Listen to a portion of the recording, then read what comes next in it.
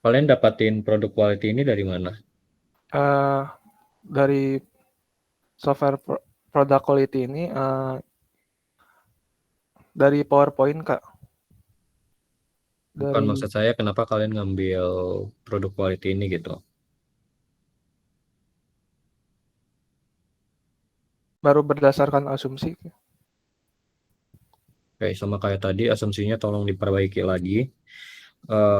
Cantumin data sama faktanya kayak gimana untuk pengambilan quality atribut tadi. Terus non-functional requirement-nya ada nggak? Eh,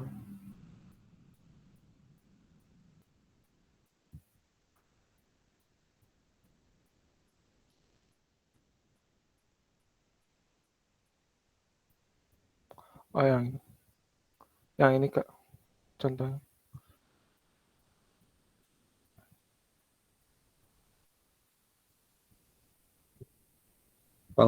Non-functional requirement-nya diperbaiki lagi, itu lebih ke arah fungsional gitu, bukan non-functional. Kalau non-functional requirement itu biasanya dalam satu requirement ada pengukurannya gitu. Misalkan availability dalam 24 jam, dalam satu minggu, sistem harus bisa aktif 24 per 7 hari gitu. Ada pengukurannya, misalkan kalau misalkan ada error 0,999% itu di-handle gitu. Itu yang harus ditambahin nanti. Oke, ke bawah. Oke. Application tier. Kenapa kalian dapetin arsitektur itu? Ada gimana caranya gitu? Yang bagian yang ini nggak pada eh, jadi kita tuh kan Pak ngikutin prototype itu, prototype dari eh, IMK juga sama pemodelan yang use case itu. Jadi jadi dapat caranya tuh dari situ, Kak.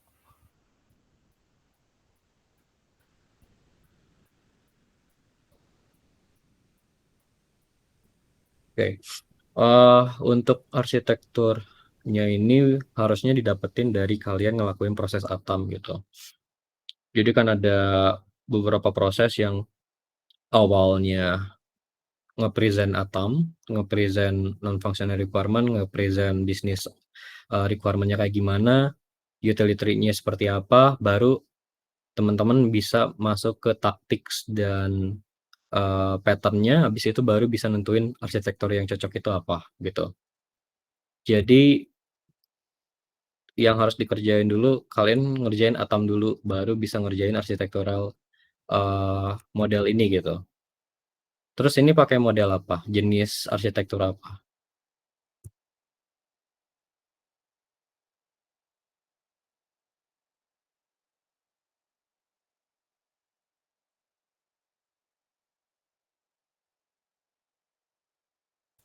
Bentar, Kak.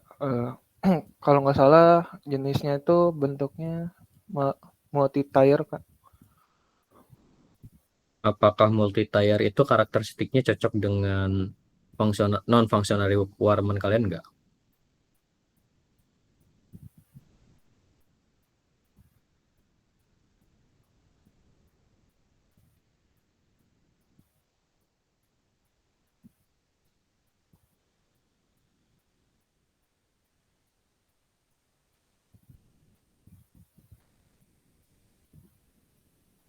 Kurang tahu, Kak. Saya. Oke. Nanti kalian belajar lagi soal itu, catatan dari saya. Oke. Transferability. Transferability. Kalian ada transferability? Oke, ada. Oke, ke bawah lagi. Oh, oke.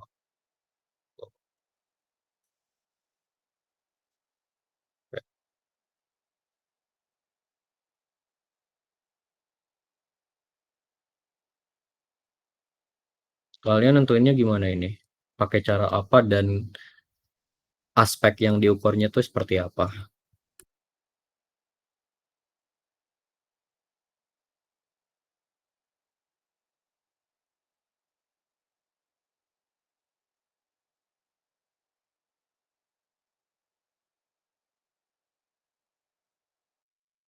Boleh dibantu jawab sama Vikan, Kak? Maksudnya untuk penentuan levelnya atau gimana, Kak? Dari mulai proses kalian nentuin prioritasnya yang H sama M itu, terus kalian ngukurnya pakai aspek apa? Untuk level itu sebetulnya kami masih berdasarkan asumsi, Kak, karena masih bingung gitu, Kak, cara penentuannya tuh diambil dari mana gitu. Terus ini yang H sama M itu apa? H-nya itu apa, M-nya itu apa? Bukan high atau medium, tapi kalian ngukurnya H itu apa, yang di bagian kiri, yang bagian kanan gimana gitu.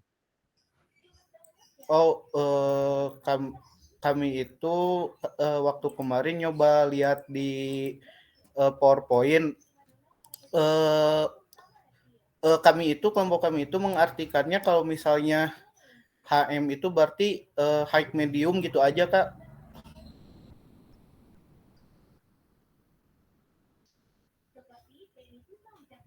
Oke. Nah, gini. Untuk menentukan nilainya, itu teman-teman harus masukin aspeknya yang harus dinilai. Contoh aspek yang dinilainya terserah kalian kayak gimana, tergantung lingkungan kayak kalian gimana. Contohnya, saya pengen ngeprioritasin berdasarkan prioritas dan urgensi. Prioritas itu kalian definisiin artinya apa, urgensinya itu kalian definisiin juga karena apa gitu. Kalau prioritas biasanya yang berhubungan sama cost, effort, dan sebagainya, sedangkan urgensi itu seberapa penting itu harus dikerjain gitu. Nah, itu bisa jadi salah satu aspek. Bisa yang lain juga, misalkan effort dan prioritas itu kalian bisa nentuin sendiri gitu. Jadi kalian note-nya ini tambahin aspek yang kalian ukur itu apa aja gitu. Oke, paham? Berarti untuk antara kiri sama kanannya itu gimana ya, Kak? Yang kayak HM itu untuk kiri sama kanannya? Itu kalian yang nentuin sendiri. Ini kan berarti ada dua aspek yang kalian nilai. Aspek pertama itu apa, aspek kedua itu apa gitu. Kalian definisiin sendiri. Entah itu prioritas, entah itu urgensi, entah itu effort, entah itu cost gitu. Kalian yang bisa nentuin sendiri soalnya. Untuk aspeknya itu harus 2 atau boleh bebas gitu, Kak? Kalau kalian niat boleh banyak, tapi kalau misalkan nggak niat ya cukup 2 aja gitu. Oh, Gimana? baik, Kak. Oke, gua ke bawah lagi. Nah, untuk yang masalah ini, kemarin itu saya dengar dari kelompoknya Fadel atau Satria, katanya itu harus semua ya, decision kategorinya. Jadi kalian cantumin 11 decision, seingat saya 11 design decision kategorinya, terus justifikasinya, terus kalian prioritasin yang lebih cocok dengan kasus kalian itu apa aja gitu. Jadi intinya ambil 11 dulu, justifikasikan berdasarkan lingkungan kalian, berdasarkan requirement kalian, berdasarkan laporan kalian. Habis itu tinggal diprioritasin yang cocok ini dengan model arsitektur kalian itu seperti apa gitu. Itu yang saya dapat dari kelompoknya Satria atau Fadel gitu kemarin. Oke, gimana sampai sini? Kalau yang requirement addressing itu berarti nyocokin juga sama design decision kategori juga ya, Kak? Dari Iya, ya, dari ini cocoknya ke requirement yang mana gitu. Tuh. baik. Oke, terus yang atom terakhir itu sebenarnya kalian ikutin aja prosesnya kayak gimana di frameworknya. Itu kan ada present atom pertama tuh. Terus ada present bisnis kalau nggak salah. Itu kalian ikutin aja prosesnya kayak gimana. Tapi jangan kalian ngejelasin proses itu ngapain aja gitu. Maksudnya gini, ketika ngomongin present atom, bukan penjelasan present atomnya, tapi kalian ngelakuin present atomnya itu seperti apa ke usernya gitu. Contohnya misalkan dalam proses A gitu, proses 1, kami melakukan present atom dengan klien dengan bla bla bla bla bla, artefak yang digunakan seperti ini, media yang digunakan seperti ini gitu. Jadi bukan penjelasan present atom itu apa gitu. Tapi proses kalian ngelakuinnya itu seperti apa, itu yang harus dijelasin gitu. Itu berarti ada 9 seingat saya tuh. Berarti ya bisa diisi dulu aja. Mungkin ya minggu depan kalau ada asistensi lagi ada 2 gitu, sisa 2 lagi. Bisa dikerjain dulu aja, terus nanti saya coba review lagi gitu. Terus jangan lupa kemarin itu yang diminta sama Pak Dana ada sensitivity analysis, threat of analysis, sama satu lagi gitu. Itu juga dimasukin di dalam atomnya gitu. Jadi itu yang harus ditambahin buat sekarang. Gimana?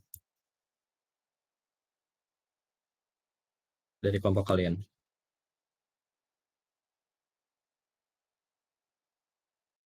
Tadi itu sensitivity, analyze, sama berarti satu lagi tuh Oke.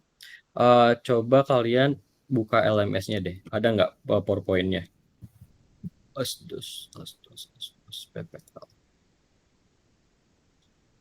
Buka LMS kalian coba. Di share screen aja, jangan di tab.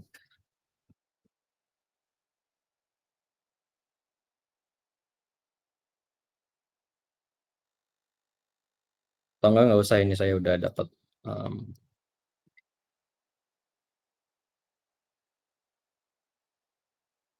Ya. Kalian harus punya yang kayak gini di dalam atomnya gitu.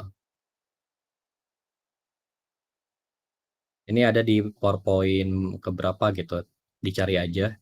Kalau nggak salah yang berhubungan sama atom. Jadi ini salah satu yang harus ada di dalam sebuah dokumennya gitu. Yang saya jelasin di hari Kamis gitu. Itu yang harus diisi. Oke. Ada lagi dari kelompok kalian? Kak, Saya udah mau apa? nanya lagi Kak, yang kan yang di example of analysis yang tadi itu, yang bentuk tadi gambar itu, responsnya itu cara ngukurnya gimana?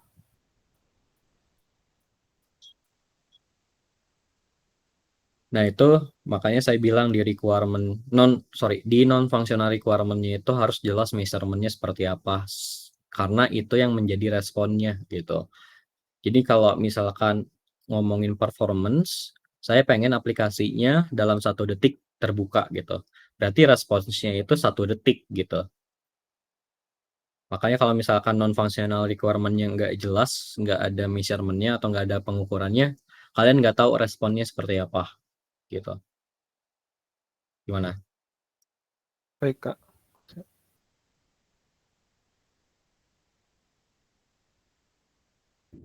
Contohnya public data set. Ya, ada lagi dari kalian? Kalau untuk saat ini udah sih Kak. Oke. Udah ada banyak note dari kelompok kalian. Oke. Lanjut aja ke kelompok